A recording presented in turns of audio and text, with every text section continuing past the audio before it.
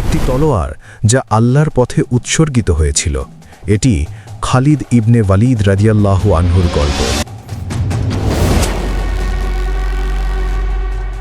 ইসলামের ইতিহাসে সবচেয়ে অপরাজিত সেনাপতি।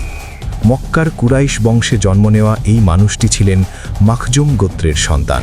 তার পিতা ওয়ালিদ ইবনে মুগিরা ছিলেন কুরাইশদের মধ্যে সম্মানিত এক নেতা। ছোটবেলা থেকেই খালিদ ঘোড়াসওয়ারি, তলোয়ারবাজি এবং যুদ্ধকৌশলে অসাধারণ দক্ষতা অর্জন করেছিলেন। তার মধ্যে ছিল এক অদম্য সাহস এবং নেতৃত্বের স্বাভাবিক প্রতিভা।